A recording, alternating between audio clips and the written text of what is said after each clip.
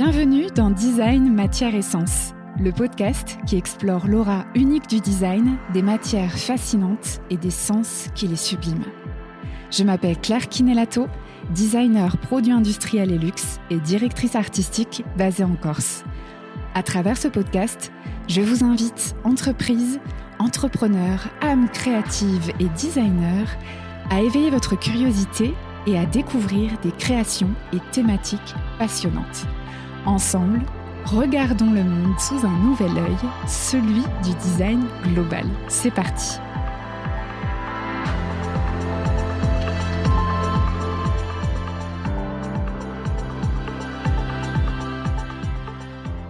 Aujourd'hui, je vous propose de plonger dans une approche qui transforme notre manière de concevoir les produits, espèces, services et matériaux qui nous entourent, le biomimétisme. Dans cet épisode, je vous propose d'explorer ce qu'est réellement le biomimétisme, sa définition, son usage et les exemples emblématiques qui l'ont popularisé. Nous irons aussi du côté d'innovations plus discrètes, parfois méconnues, qui transforment pourtant la construction, le médical, la technologie ou bien la prévention. Nous verrons comment le biomimétisme nourrit aussi les démarches prospectives, notamment grâce au travail d'une créatrice majeure basée au Massachusetts. Enfin, vous découvrirez en 6 points une méthode concrète pour amorcer une approche bio-inspirée dans vos projets. Commençons par la base. Qu'est-ce que le biomimétisme ? Le biomimétisme, ou la bio-inspiration, désigne l'acte de s'inspirer des formes, des processus, des fonctions du vivant, plantes, animaux, écosystèmes, pour créer des innovations adaptées à nos besoins. Il regroupe des solutions scientifiques et d'ingénierie inspirées par le vivant qui répondent à des problématiques humaines ou environnementales. L'idée est simple, mais radicale. Plutôt que d'imposer des logiques purement industrielles ou artificielles sur nos conceptions, on observe ce que la nature, fruit de plusieurs milliards d'années d'évolution, a déjà optimisé et on transpose ces leçons au design, à l'architecture, aux matériaux, aux services et j'en passe. Le biomimétisme peut s'appliquer de manière multidisciplinaire à des micro-échelles, matériaux, surfaces, nanostructures, comme à des échelles macroscopiques, bâtiments, infrastructures, services urbains, écosystèmes. Le biomimétisme offre plusieurs bénéfices puissants que je peux vous lister en 4 grands points. En 1, la durabilité et efficacité énergétique. Les solutions inspirées de la nature tendent à être économes en ressources, en énergie et souvent biodégradables ou moins polluantes.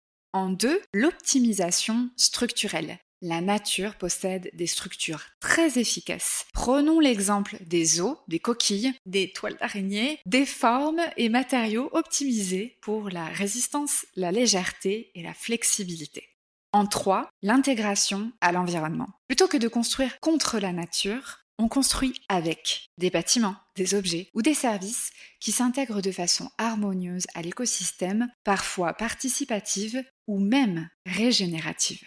Et enfin en 4, l'innovation transversale. En mêlant biologie, ingénierie, design, computation, le biomimétisme ouvre des voies nouvelles, inattendues, souvent hybrides, pour inventer autrement. Je suis sûre que vous allez rapidement reconnaître ces catégories dans cet épisode. Aujourd'hui, il existe bien des cadres pour structurer cette démarche, notamment des normes internationales et françaises qui viennent à poser une méthode claire. Elles ne sont pas obligatoires, bien sûr, mais elles permettent d'acter une logique de conception de façon plus rigoureuse et engagée. Si le sujet vous intéresse, je vous ai listé des références dans la légende de l'épisode pour aller plus loin. Le biomimétisme n'est absolument pas uniquement théorique, vous l'avez compris, celui-ci a pléthore d'applications dans de nombreux domaines et je vous propose de démarrer par 3 références majeures. En termes d'optimisation structurelle, je suis sûre que vous connaissez le velcro. Ce scratch s'inspire des crochets des fruits de la bardane qui s'accrochent dans les boucles du pelage et des tissus. Aujourd'hui, le velcro est un système de fermeture textile par contact très efficace que l'on retrouve dans de nombreux vêtements, notamment pour les enfants, mais aussi dans le matériel médical. En intégration à l'environnement, vous connaissez peut-être également les winglets des avions, avec ses ailes légèrement recourbées aux pointes vers le haut, pour s'inspirer de certains oiseaux comme les cigognes ou les rapaces. Cette modification apporte aujourd'hui aux appareils une meilleure portance, moins de turbulences et une économie de carburant pouvant atteindre les 7%. Enfin, si l'on se penche sur la durabilité et l'efficacité énergétique, je suis sûre que vous avez déjà entendu parler du fameux nez du TGV japonais de 1990, inspiré de la forme du bec des martins pêcheurs. L'inspiration de cet oiseau, qui est reconnu pour fendre l'eau en plongeant, a été un franc succès et a permis au TGV d'avoir aujourd'hui une bien meilleure pénétration dans l'air, en passant de 210 à 320 km/h, de gagner 15% d'énergie électrique et de réduire de 25 décibels ses nuisances sonores par rapport à l'ancien modèle. Dans ce podcast, j'ai eu envie d'ouvrir un peu plus les innovations, en espérant que vous en découvrirez de nouvelles, pour vous montrer toute la richesse et la transversalité du biomimétisme. Vous allez voir que certains exemples font partie des produits et solutions du quotidien et que d'autres, plus prospectives, pourraient nous permettre d'améliorer significativement nos vies et nos environnements. Bon, je vais pas passer par 4 chemins. Quand j'ai imaginé cet épisode, il était pour moi impossible de ne pas vous parler de mon idole Neri Oxman. Cette femme est ma figure phare du design. Une immense source d'inspiration que je suis avec assiduité depuis plusieurs années et qui incarne ce que le biomimétisme peut avoir de plus radical, visionnaire et transversal. Pour moi, elle est vraiment à l'acmé du design durable. Neri Oxman est ce que l'on peut apparenter à un véritable couteau suisse. Architecte, designer, chercheuse, elle dirige le groupe de recherche Mediated Matter au MIT dans le Massachusetts et développe une philosophie qu'elle a appelée Material Ecology. Une écologie matérielle qui réconcilie art, science, design et ingénierie. Neri Oxman et ses équipes conçoivent avec, pour et par la nature. L'épisode Netflix Abstract présente d'ailleurs avec brio leur approche. Je vous recommande très vivement d'aller le regarder. Comment se formalise concrètement leur travail ? Par des projets mêlant biologie, impression 3D, technique, IA et architecture computationnelle. Un travail de laboratoire incroyable au potentiel vivant que je peux vous illustrer avec 2 de leurs projets. Le Synthetic Apiary est un projet porté sur l'idée de recréer un environnement intérieur contrôlé pour les abeilles, capable de simuler les conditions idéales de vie. Lumière, humidité, température, avec pour objectif le fait de soutenir la biodiversité et de répondre ainsi à la crise des colonies d'abeilles. Un espace conçu comme un habitat, mais pensé comme un organisme vivant. Bien que la problématique relevée soit lourde, je veux ici vous montrer que le biomimétisme n'est pas obligatoirement centré humain et qu'il peut s'appliquer ici à d'autres espèces. Dans cette même vision, le projet Eden propose une tour architecturale vivante et régénérative. Une construction expérimentale conjuguant, entre autres grâce à l'IA, les caractéristiques typiques d'un environnement humain et non humain au sein d'une même organisation. L'ambition ici est claire. Créer un espace acteur de son environnement. Régulation thermique, captation de carbone, production de ressources et soutien à la biodiversité. Eden rentre en opposition avec les constructions dites neutres en CO2 et se veut créatrice de biodiversité. Ce qu'il faut retenir ici, c'est que le biomimétisme n'est pas qu'une question de forme ou de fonction. Il est une passerelle entre nature, technologie et société. Un moyen de repenser notre rapport au monde, non plus comme dominateur, mais comme cohabitant. Cette approche systémique nous invite à sortir d'une considération cloisonnée de nos objets, nos espaces et nos services. À la manière du design global, chaque matériau, chaque structure, chaque fonction participe à un cycle écologique, un écosystème, une symbiose. Bon, on peut dire que les présentations sont faites. Évidemment, je vous ai listé toute une autre palette de projets dans le monde pour vous montrer la puissance et la systémie de la pratique. Vous vous êtes déjà demandé comment aujourd'hui nous repensons l'organisation des grandes villes ? Eh bien, je vous le donne en mille, avec certaines méthodologies du vivant. Le chercheur japonais Toshiyuki Nakagaki a analysé le comportement des blobs. Le blob, si vous ne voyez pas ce que c'est, est un organisme unicellulaire jaune vif, sans cerveau, apparu il y a environ 1 milliard d'années et qui n'est ni une plante ni un animal. Les chercheurs l'étudient de très près pour développer et améliorer les agencements publics comme les réseaux ferrés et les résultats obtenus sont bluffants. Les blobs proposent des solutions plus rapides et moins coûteuses que celles pensées par des ingénieurs. Nous le savons toutes et tous, la lumière est une précieuse source de vie. Savez-vous d'ailleurs que la résolution et la puissance colorimétrique de nos écrans rentrent littéralement en compétition avec les sèches? Celles-ci sont étudiées par de nombreux centres pour leur capacité à changer de couleur et à créer des motifs époustouflants. Quand on sait que 76% des espèces marines sont bioluminescentes, les entreprises ont vraiment de quoi s'en inspirer pour les supports numériques. Et tant qu'on reste dans les fonds marins, quoi de plus époustouflant que de se tourner vers la crevette menthe?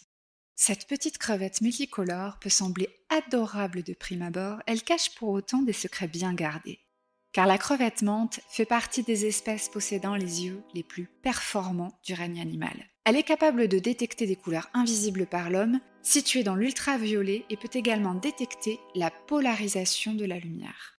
Ces précieuses compétences sont analysées dans de nombreux domaines comme l'automobile pour concevoir des caméras autonomes. Ces caméras sont aujourd'hui capables de notifier la présence d'autres véhicules 3 fois plus loin qu'une caméra d'optique classique. On sait également que les cellules cancéreuses sont visibles grâce à la polarisation de la lumière. La crevette menthe participe donc depuis plusieurs années dans la recherche médicale dans la détection des cancers précoces. Depuis quelques années, de plus en plus de projets exploitant des chutes de matière naturelle voient le jour et s'inspirent du vivant. Vous ne voyez pas? J'ai un parfait exemple pour vous. Une entreprise japonaise a imaginé des casques de chantier en carbonate de calcium, soit des coquilles Saint-Jacques réduites en poudre. Cette innovation, couplée à une surface nervurée comme les coquillages, a permis d'obtenir des casques 30% plus résistants que les casques classiques. Pour rester dans la construction, j'ai un autre très bel exemple en tête. Il s'agit du formidable travail collaboratif de l'université allemande de Stuttgart et de Fribourg qui se sont inspirés des pommes de pin pour une architecture. Pourquoi? Parce que la pomme de pin s'ouvre et se referme selon le taux d'humidité environnant. Et donc partant de ce constat, les équipes ont donc conçu une matière hygromorphe imprimée en 4D à base de cellulose. Ils ont ainsi créé un matériau dont les molécules se dilatent et laissent passer la lumière du soleil à travers les vitres. SolarGate est donc le premier système d'ombrage intelligent capable de s'adapter aux conditions météorologiques sans nécessité d'énergie. Le biomimétisme offre une fenêtre éclatante de possibilités. En parlant d'ailleurs de fenêtres, je citais souvent les verres auto-nettoyants inspirés des feuilles de lotus dans mes cours de matériaux aux étudiants. Il existe bien sûr aujourd'hui de nombreux autres revêtements auto-purifiants, nanostructurés ou résistants, inspirés de feuilles hydrofuges ou bien de peau animale, comme le phoque, le requin ou le chameau. Ces innovations ont permis d'obtenir des surfaces protectrices, légères, résistantes et même des objets au potentiel remarquable. Au-delà de la surface, s'intéresser aux structures internes du vivant permet d'optimiser et de renforcer de nombreux éléments dans nos quotidiens. Imiter par exemple la structure des os ou des coraux maximise la résistance de certaines matières tout en minimisant leur quantité, comme les plâtres pour les bras, les dalles de béton intelligentes, les sacs, les architectures et j'en passe. Imiter le vivant, c'est évidemment aussi bien plus inclusif, comme les éoliennes du docteur Daniel Fabre en forme de tulipe. Chaque année, celles-ci évitent la mort de plusieurs oiseaux car elles sont plus visibles et optimisées pour ces espèces. Avec tous ces exemples, je veux vraiment vous prouver que le biomimétisme s'inscrit comme un levier transversal. Design produit, architecture, espace, services, matériaux, écologie, technologie, tout peut devenir terrain d'application. Le potentiel dormant est immense et il ne demande qu'à se réveiller. Ces innovations vous ont inspiré mais vous ne savez pas vraiment comment adapter la démarche à vos projets? Ça tombe bien, je vous ai listé cette approche globale en 6 exemples concrets. C'est parti. En 1, évidemment, observez la nature. Regardez autour de vous. Traversez un bois, regardez une plante, un animal, observez un insecte, un nid, une coquille et demandez-vous, qu'est-ce que la nature a déjà fait ici? À quoi a-t-elle répondu comme problématique ou comme besoin? Et surtout, comment a-t-elle fait? En 2, repérer un problème ou un besoin. Isolation, recyclabilité, adaptation climatique, confort, mobilité et identifier des modèles naturels qui répondent à des problématiques analogues. Comment ce principe pourrait nourrir vos propres projets? Structure osseuse, texture, toile d'araignée, habitat d'animaux, systèmes végétaux, cohabitation d'espèces et j'en passe. Des fois, passer vos réflexions sur papier peut vous aider, pas besoin d'être un expert en dessin. En 3, analysez en profondeur. Une fois l'idée identifiée, décomposez-la un maximum pour mieux la comprendre. De quelle façon cette espèce s'adapte à son environnement? Comment cette structure se répare-t-elle? Comment ce principe s'adapte, se dégrade ou se renouvelle? Comment interagissent-ils avec l'évolution des saisons? En 4, transposez les fonctions. Formulez les contraintes de votre projet. Usage, échelle, durabilité, matériaux, fabrication. Puis imaginez comment appliquer ces principes à l'échelle humaine par des méthodes de design, des matériaux, des processus de fabrication. Imaginez grand et imaginez libre avant de trier vos idées avec votre cahier des charges. En 5, prototypez et expérimentez. Tester des ébauches, des matériaux, des formes est une étape primordiale en design et en biomimétisme. Recourez si possible à des techniques hybrides, impression 3D, biomatériaux, robotique, fabrication digitale, maquette, prototype, parce qu'il est extrêmement rare de réussir du premier coup, voire même inquiétant. Observez les performances, l'impact écologique, la fonctionnalité, le confort, l'ergonomie, la durabilité de vos solutions et ajustez-les, retravaillez-les, améliorez-les pour peaufiner votre concept et obtenir un résultat impactant et durable. Enfin, en 6, intégrez et pensez contexte. Pensez le cycle de vie, le contexte d'usage, l'environnement et la compatibilité avec d'autres systèmes. Quel est l'impact global de votre solution d'un point de vue écologique, social, économique? Quelle est sa durée de vie? Quelles sont ses limites? Cette méthodologie vous donnera une approche concrète en faisant de la nature une bibliothèque de solutions habitées avec des créations responsables et résilientes. Je serais ravie de découvrir vos idées avec les parallèles auxquels vous avez pu penser en appliquant ces conseils. Pour me contacter, rendez-vous dans la légende de l'épisode pour mon mail ou mon compte Instagram. Pour parler du biomimétisme, c'est bien. Pour le voir, c'est quand même encore mieux. Alors, où peut-on découvrir la pratique autour de nous ? Dans nos régions, nos territoires, sur des lieux de culture, des musées, des centres de design ou des expositions temporaires pour sensibiliser à ces approches. En Corse, à Bastia, il y a par exemple la Cité des Sciences Casa di Scienze qui aborde régulièrement ce domaine et avec de très belles thématiques. À Paris, je peux aussi vous introduire le salon Biomimexpo. C'est le rendez-vous national du biomimétisme. Chaque année, Biomimexpo rassemble chercheurs, designers, entreprises, écoles, studios de création, urbanistes et institutions qui travaillent sur le vivant avec des solutions bio-inspirées. On y retrouve des thèmes variés, architecture vivante, matériaux bio-inspirés, design, santé, agriculture, énergie, robotique ou bien même ville durable. Également impossible de ne pas vous citer le Hub national du biomimétisme, j'ai nommé CIBIOS. Celui-ci met en place des visites, workshops, conférences et organise des démonstrations de matériaux bio-inspirés. CIBIOS, Centre européen d'excellence en biomimétisme de Senlis, fait partie des acteurs clés en France et travaille avec l'industrie, les écoles et les designers.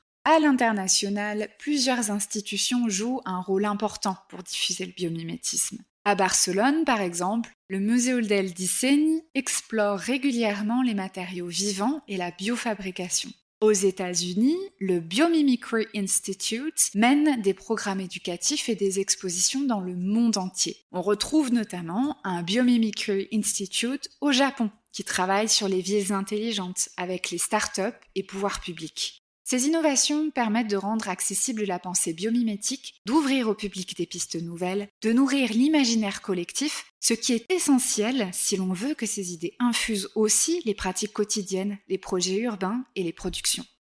Pour conclure, le biomimétisme nous rappelle que la nature n'est pas un décor ou une ressource à exploiter. Elle est une bibliothèque de savoirs, de formes, de fonctions, de stratégies qui se sont affinées pendant des milliards d'années. En s'inspirant de cette sagesse profonde, les designers, architectes, ingénieurs, entrepreneurs peuvent inventer un autre rapport au monde, plus respectueux, plus intelligent, plus durable. Nos produits, nos espaces, nos services peuvent devenir des prolongements de la nature, des ponts entre le vivant et le construit, des objets de sens et de responsabilité. L'épisode touche déjà à sa fin. Merci d'avoir écouté ce podcast. Si le biomimétisme vous parle, partagez-le, discutez-en et expérimentez-le. On se retrouve bientôt pour un prochain épisode de Design Matière Essence autour d'un autre levier du design global ou d'une autre source d'inspiration. D'ici là, prenez soin de vous et restez curieux.